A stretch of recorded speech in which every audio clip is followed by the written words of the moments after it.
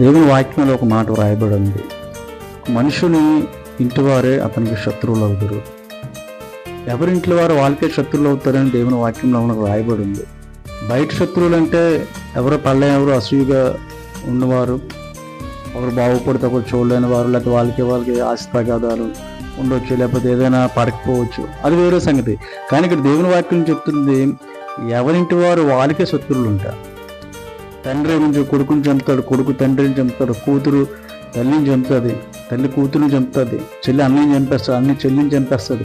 అందుకే ఒక్క కుటుంబంలోనే శత్రువులు ఏర్పడిపోతారు. అందుకే ఎవరింటి వారు వారికే శత్రువులను దేవుని వాక్యం చదివిస్తుంది. ఇప్పుడు మనం చూస్తున్నాం బయట, ముందుగానే దేవుడు ఈ ప్రపంచాన్ని రాసిచ్చాడు, ఎవరింట్లో వాళ్ళ శత్రువులు తయారైపోతారు. కట్టడి దేవుని యొక్క భయం లేని మనుషులు ఎలా తయారుకున్నారో కట్టడి లేకుండా తిరుగుతారట.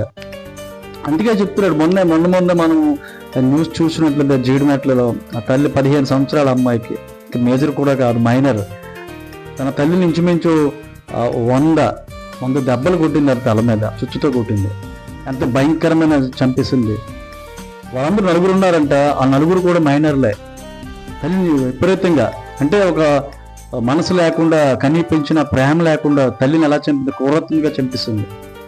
కొన్ని నెలల క్రితం మియాన్పూర్లో, తెలంగాణ రాష్ట్రంలో, హర్యానాలో విషం కలిపి కన్న పిల్లల్లో చంపిస్తుంది ఒక తల్లి. సార్, బయట వ్యక్తులు కాదండి శత్రువులు అవుతున్నారు, ఒక ఇంట్లో వాళ్ళే శత్రువులు అవుతారని బైబిల్లో ముందే వ్రాయబడింది. ఎవరింటి వాళ్ళు వారికే శత్రువులు అవుతారు. కట్టలేక, దేవుని భయం లేక, ఒక ఇంట్లోనే తండ్రి మీద కొడుకు కోర్టుకెళ్తాడు, కొడుకు మీద తండ్రి కోర్టుకెళ్తాడు, చెల్లెళ్ళు కోర్టుకెళ్తారు, అన్నలేని చెల్లెల మీద కోర్టుకెళ్తారు, కూతుర్లేని తల్లి మీద తండ్రి మీద కోర్టుకెళ్తారు, స్టేషన్కి ఎక్కుతారు, పోలీస్ స్టేషన్కి వెళ్తారు, కోర్టులకు వెళ్తారు. ఒక ఇంట్లో ఎవరు శత్రువులు అవుతారు? బయట శత్రువులు కాదు, ఇంట్లో ఎవరింట్లో వాళ్ళు వాళ్ళే శత్రువులు అవుతారు. ఎవరింట్లో వాళ్ళే చంపేస్తున్నారు.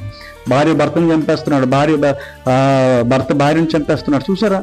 ఇది దేవుని వాక్యంలో సెలవిస్తున్నాడు. భయభక్తులు లేకపోతే, దేవుని భయం భక్తి లేకపోతే, కట్టడి లేక తిరుగుతున్నారు మనుషులు.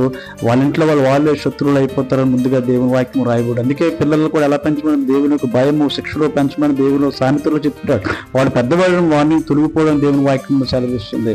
పెద్దవారు చిన్నవారు ఎవరైనా దేవుని శిక్షలో, దేవుని యొక్క భయము భక్తిలో ఉన్నట్లయితే ఇలాంటి భయంకరమైన కార్యాలకు దూరంగా దేవుడు మనల్ని ఉంచుతాడని ముందుగా దేవుడు యొక్క వాక్యాలు మనకి వ్రాయబడి ఉన్నాయి.